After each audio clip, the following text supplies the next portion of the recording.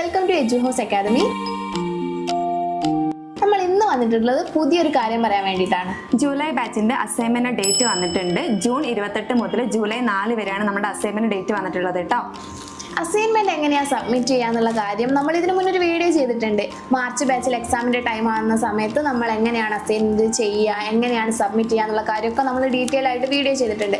അപ്പം വീഡിയോ കാണാത്തവരൊക്കെ അത് പോയി വാച്ച് ചെയ്യുക. അപ്പം എങ്ങനെയാണെന്ന് ജസ്റ്റ് ഞാനൊന്ന് പറഞ്ഞുതരാം. അപ്പോൾ നമ്മളില്ലേ സ്റ്റുഡൻസ് പോർട്ടലിൽ ലോഗിൻ ചെയ്യുക, ഒരു ലിങ്ക് ഉണ്ട്, അതിൽ കയറിയിട്ട് ലോഗിൻ ചെയ്താൽ നമ്മുടെ നെയിം അടിച്ചു കൊടുക്കുക. പിന്നെ രജിസ്ട്രേഷൻ ID കിട്ടും. രജിസ്റ്റർ കഴിഞ്ഞ സ്റ്റുഡൻസിനൊക്കെ രജിസ്ട്രേഷൻ ID കിട്ടും, അതും ചെയ്ത് കൊടുക്കുക. പിന്നെ പ്രധാനപ്പെട്ട കാര്യം എന്താണെന്ന് വെച്ചിട്ടുണ്ടെങ്കിൽ ഒരു ദിവസം നമുക്ക് മാക്സിമം 2 അസൈൻമെന്റ് സബ്മിറ്റ് ചെയ്യാൻ പറ്റുള്ളൂ കേട്ടോ. അതെല്ലാവരും ശ്രദ്ധിക്കേണ്ടതാണ്. നമുക്ക് 4, 5, 6 ദിവസം മാക്സിമം കിട്ടുന്നുണ്ട്. പക്ഷേ ഒരു ദിവസം മാക്സിമം 2 എണ്ണം നിങ്ങൾ അറ്റൻഡ് ചെയ്യാൻ ശ്രമിക്കാം മാക്സിമം കേട്ടോ. അപ്പോൾ എങ്ങനെയാണെന്ന് വെച്ചാൽ ഇങ്ങനെ ഉണ്ടാവും, നിങ്ങൾ കാണണമെന്ന് എനിക്ക് അറിയില്ല.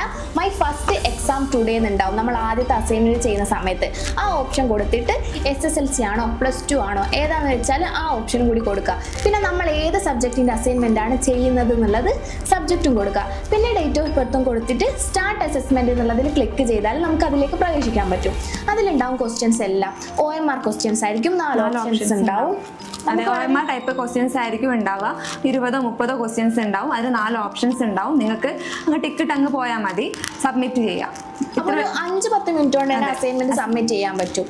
ഇപ്പം അടുത്ത അസൈൻമെന്റ് ചെയ്യുകയാണെങ്കിൽ ഈ ഓപ്ഷൻ മാറ്റിയിട്ട് മൈ സെക്കൻഡ് എക്സാം ടുഡേ എന്നുള്ളതിൽ ക്ലിക്ക് ചെയ്താൽ മതി. സബ്ജക്റ്റ് മാറ്റി കൊടുക്കുക. ബാക്കി എല്ലാ കാര്യം സെയിം തന്നെ. അപ്പോൾ വളരെ ഈസി ആയിട്ട് അസൈൻമെന്റിലൂടെ 20% ഓഫ് മാർക്ക് നമുക്ക് നേടിയെടുക്കാൻ പറ്റും. അതുകൊണ്ട് ആരും ഈ അസൈൻമെന്റ് സബ്മിറ്റ് ചെയ്യാതിരിക്കരുത്. നിങ്ങൾക്ക് 20% മാർക്കാണ് ഈ അസൈൻമെന്റ് സബ്മിറ്റ് ചെയ്യുന്നതോടെ കിട്ടുന്നത്.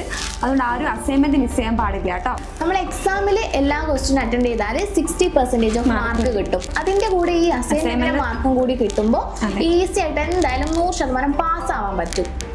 പാസിംഗ് ഗ്യാരണ്ടി പ്രൊവൈഡ് ചെയ്യുമ്പോൾ നമ്മൾ അസൈൻമെന്റ് സബ്മിറ്റ് ചെയ്യുന്ന കാര്യം നിങ്ങൾ എന്തായാലും ശ്രദ്ധിക്കുക കേട്ടോ. അസൈൻമെന്റും ഈ എക്സാമും ഓൺലൈൻ എക്സാമും കൂടി നിങ്ങൾ അറ്റൻഡ് ചെയ്തിട്ടുണ്ടെങ്കിൽ നിങ്ങൾക്ക് എന്തായാലും ഒരു 70% എബോവ് മാർക്ക് ഷുവർ ആയിട്ടും നിങ്ങൾക്ക് കിട്ടുന്നതായിരിക്കും. ഓൺലൈൻ എക്സാം ആയതുകൊണ്ട് തന്നെ ഈ അസൈൻമെന്റ് സബ്മിഷനിലാണ് കൂടുതലും ഇമ്പോർട്ടൻ്റ് ആയിട്ടുള്ള കാര്യങ്ങൾ ഇരിക്കുന്നത്. അപ്പം ഷുവർ ആയിട്ടും നിങ്ങൾ എല്ലാ സബ്ജക്റ്റിൻ്റെയും അസൈൻമെന്റ് സബ്മിറ്റ് ചെയ്തു എന്ന് ഉറപ്പ് വരുത്തുക.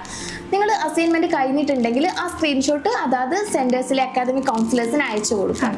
അപ്പോൾ കൂടുതൽ അപ്ഡേഷൻസുമായി ഞങ്ങൾ വീണ്ടും വരുന്നതായിരിക്കും. ഞങ്ങളുടെ ചാനൽ നിങ്ങൾ സബ്സ്ക്രൈബ് ചെയ്യാൻ മറക്കരുത്. വീഡിയോസ് എല്ലാം കാണുക, ഫോളോ ചെയ്യുക, ലൈക്ക് ചെയ്യുക.